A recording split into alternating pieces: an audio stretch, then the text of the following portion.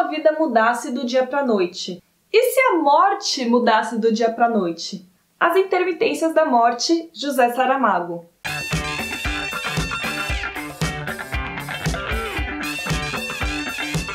E aí, galera da Economic, tudo certinho? Tá começando? Não é Economize! Hoje temos mais uma resenha de livro, chegou a hora de falar de novas leituras. Eu não tô ficando louca, é um livro que não fala de economia, mas ao mesmo tempo fala de economia. Eu não entendi o que ele falou. As Intermitências da Morte é um livro fininho, 206 páginas, editora Companhia das Letras.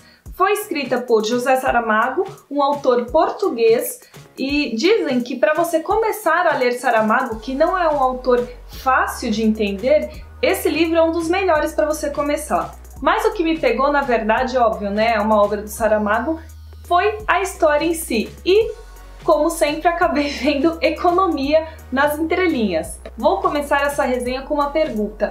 Você já quis viver para sempre, ser imortal? Bom, o começo desse livro começa com a greve da Senhorita Morte. A Morte está cansada, todo mundo reclama dela, fala mal dela, então ela resolve, lá em determinado país, decretar greve. Ninguém mais morre. O livro já começa assim e, como é de se esperar, acontece um verdadeiro caos.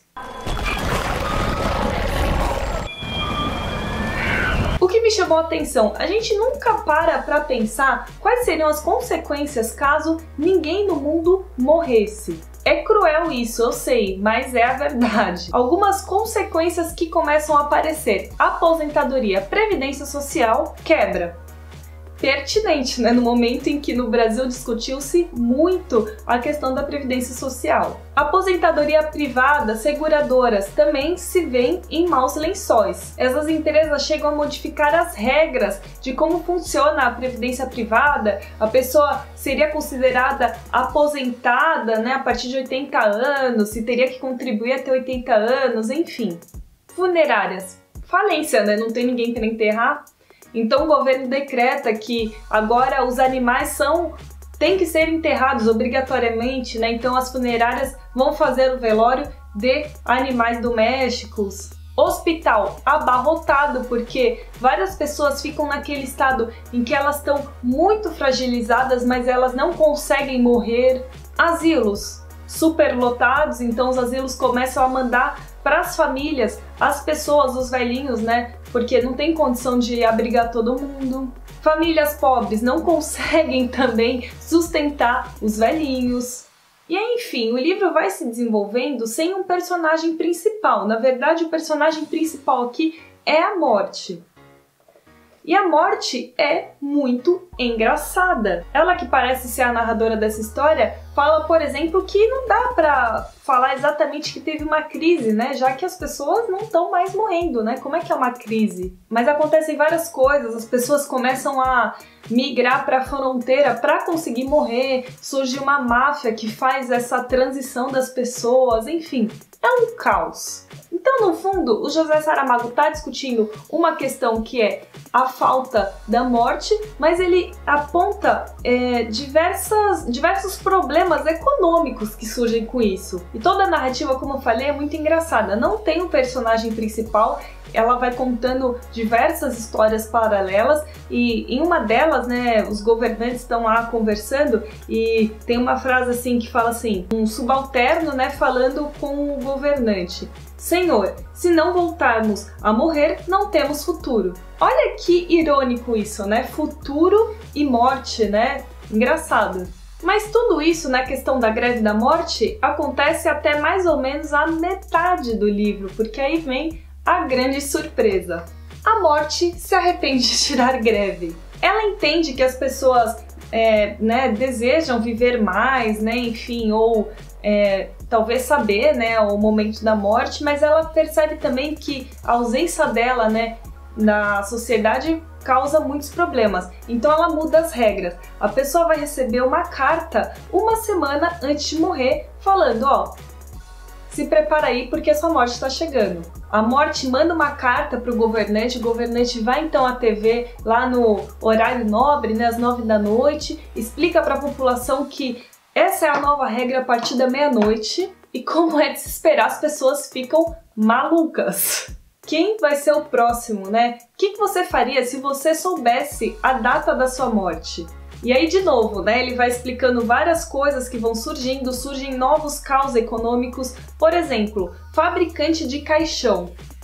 Os fabricantes de caixão tinham readequado toda a produção para fazer caixões para animais de pequeno porte. Aí, de repente, de um dia para o outro, todas as pessoas, porque tinha esse detalhe, nesse tempo em que a morte não atuou, ela esteve de greve, teve uma quantidade de pessoas que deveria ter morrido. Na carta que a morte envia para o governante, ela fala que as pessoas que não morreram nesse tempo de greve vão morrer à meia-noite. E aí surgem outros problemas, né? Por exemplo, o fabricante de caixão. Eles tinham readequado toda a produção para fazer caixões pequenos para animais. E de repente eles vão ter que começar a fabricar um monte de caixão para ser humano, né? Homens, mulheres. E aí o livro se desenvolve contando várias outras coisas que acontecem devido a essa volta da morte, mas anunciando quando a pessoa vai morrer. E nas últimas 50 páginas, mais ou menos, tem outra virada. Uma pessoa não recebe a carta da morte. Um violoncenista não recebe as cartas, então ele deveria morrer aos 49 anos. A morte dele iria ocorrer na semana em que ele faz aniversário e ele chega a completar 50 anos. A morte, então, adianta o trabalho dela durante uma semana e vai investigar o que está acontecendo lá com esse cara. E aí tem novas passagens engraçadas, né? Fala, por exemplo, que a morte escreveu lá milhares de cartas, né, num dia só para adiantar o trabalho. E aí fala assim, não se poderá dizer que um trabalho deste seja de matar, mas a verdade é que a morte chegou ao fim exausta. Engraçado, vai. A leitura, não vou dizer que foi fácil, porque apesar de ser um livro fino, é uma leitura contínua. José Saramago faz pouquíssimos parágrafos, os diálogos não levam travessão, não levam nenhuma marca que mostre que é um diálogo, é tudo corrido, a pontuação também é diferente, várias vezes ele usa vírgula ao invés de ponto final, mas depois de umas 20, 30 páginas que você leu desse livro, você já se habitua à maneira como ele é escrito. Não vou contar o final que acontece, né? Por que esse cara não recebeu a carta da morte, o que acontece, né, diante disso, senão é spoiler, né? Mas recomendo muitíssimo esse livro. Não é um livro de economia, mas fica aí para você que gosta, né, desse tema. Do tema, no caso, não a morte, né? O tema é a economia.